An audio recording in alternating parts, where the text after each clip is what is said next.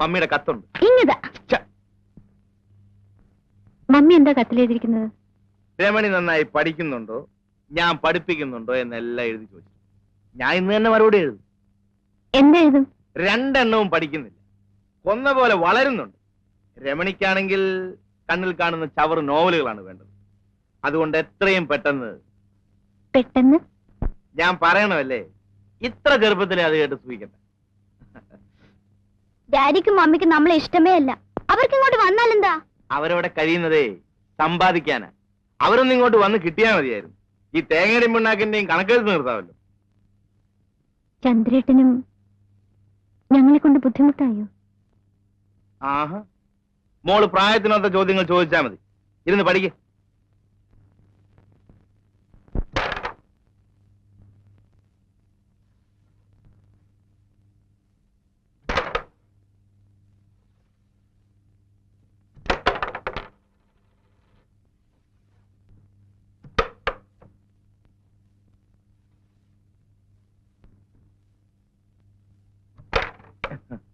രണ്ട് ബോർഡ് ആരാ ജയിച്ചത്?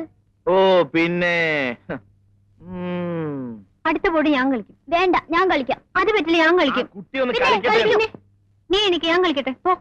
വെറുതെ വഴക്കുണ്ടാക്കാതെ. അടുത്ത ചാമ്പ്യൻ വന്നിരിക്കും. കഴിഞ്ഞ ബോർഡ് ഞാൻ തോറ്റു കൊടുത്തതാ. കുട്ടിയല്ലേ, കളി പഠിക്കട്ടെ എന്ന് വെച്ചു. എന്നാ നോക്കാം. നോക്ക് എന്നും വേണ്ട, തോറ്റത് തന്നെ. ഇതെന്നും പറയുന്നതല്ലേ. ആഹാ, എന്നാ ഇപ്പൊ കാണിച്ചു തരാം.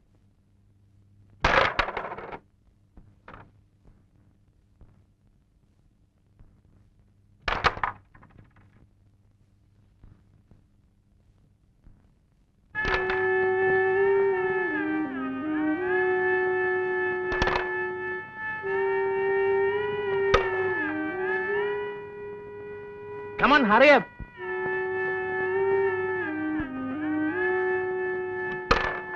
ഇതെന്ന് പഠിച്ചു.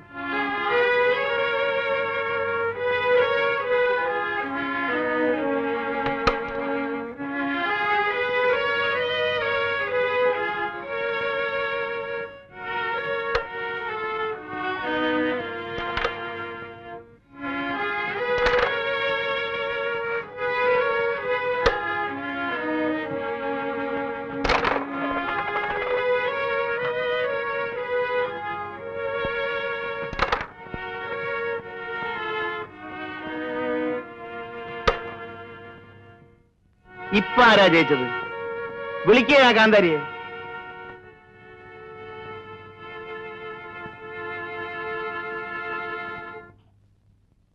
എന്തിനാ എന്റെ കുട്ടി ഈ മഴയത്ത് നനയാൻ പോയത്? പോയി ഈറ മാറൂ. അക്കാലത്തവൾ വരച്ച മറ്റൊരു ചിത്രമായിരുന്നു ഋതുമതിയായ പെൺകുട്ടി. ഒരു പുൽപ്പായിൽ ഒരു പെൺകുട്ടി ഇരിക്കും. പാതിയടഞ്ഞ കണ്ണുകളിൽ നിഷ്കളങ്കതയ്ക്കായിരുന്നു ഊന്നൽ. പക്ഷെ ചുണ്ടുകളുടെ കോണിൽ പതിയിരിക്കുന്ന നാണത്തിൽ പൊതിഞ്ഞ ചിരിയിൽ ഞാനും ഒരു പെണ്ണായി എന്ന ഭാവം. കറുത്ത കരയുള്ള മുണ്ടും കറുത്ത പുള്ളികളുള്ള ഇറക്കം കുറഞ്ഞ ജാക്കറ്റും, മാറിൽ കൂമ്പുന്ന യുവത്വം, കവിളുകളുടെ അന്ത്യത്തുടുപ്പിൽ നേർത്ത വിളർച്ച വ്യക്തമാക്കിയിരിക്കുന്നു. അവൾ ഉറക്കമായെന്ന് തോന്നുന്നു.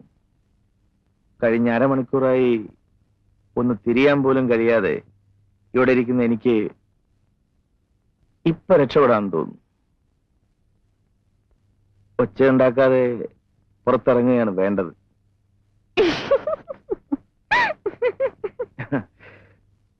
അവൾ വന്നു, അടുത്തു ചേർന്ന് നിന്നു. മയങ്ങി ഉറങ്ങുന്ന പ്രപഞ്ചം, ദൂരെ രാത്രിയുടെ സംഗീതം. അവളുടെ ചുമലിൽ കൈവച്ചുകൊണ്ട് അടുത്തു ചേർത്ത് നിർത്തി. മതി ചേട്ടാ, സമയം ഒരുപാടായി, ഞാൻ ഇറങ്ങട്ടെ. വേണ്ട, കുറച്ചുകൂടി ഇരിക്കും ചേട്ടാ.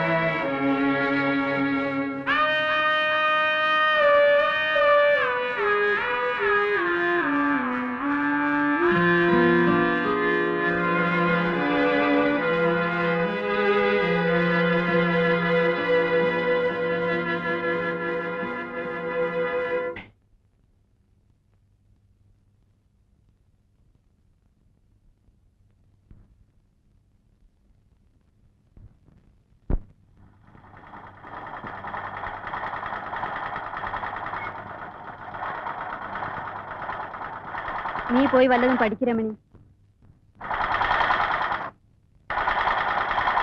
ചന്ദ്രേട്ടൻ എങ്ങനെയാ വീട്ടിലൊറ്റയ്ക്ക് കഴിയുന്നത്?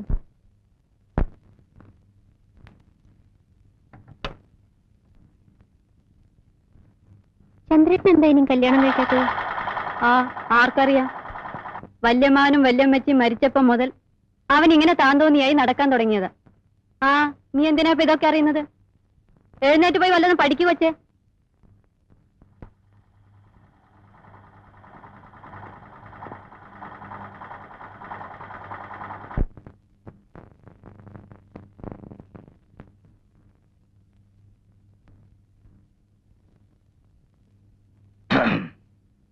ചേട്ടനൊന്ന് ഓഫീസിൽ പോയില്ലേ?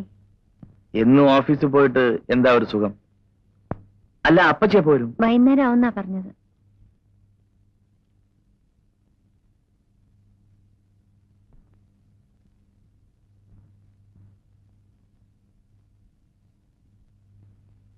അയ്യടാ,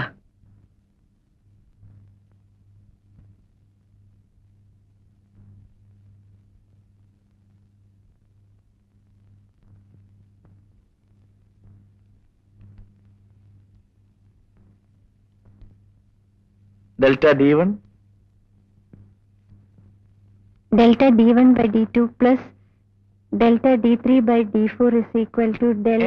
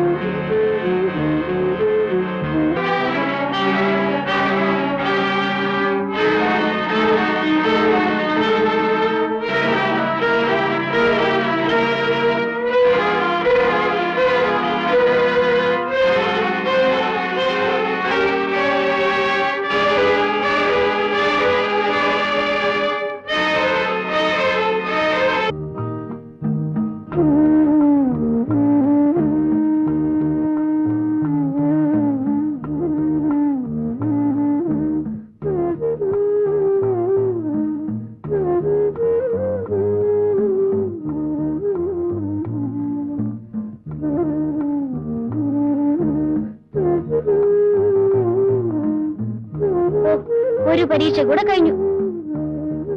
പഠിപ്പിക്കാത്ത ലെസണിലെ ക്വസ്റ്റ്യൻസ് ഉണ്ടായിരുന്നു ചേച്ചി. ഞാൻ അതിനും ആൻസർ എഴുതി.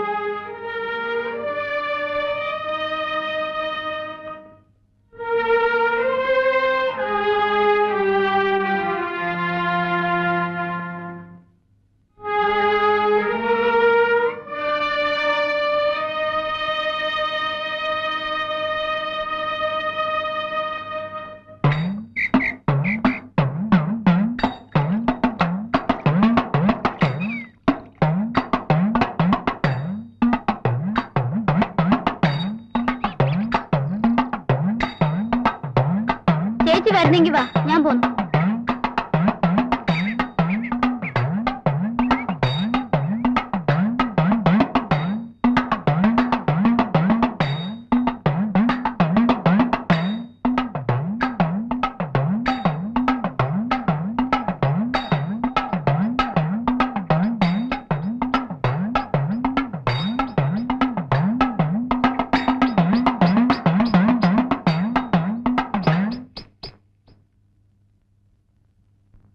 രമണി,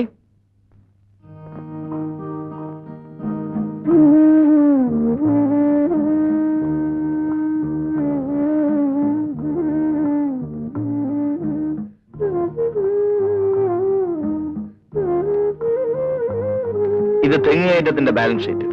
വെട്ടുകാരന്റെ ബാലൻസ് ഷീറ്റ് പുറകെ വരും.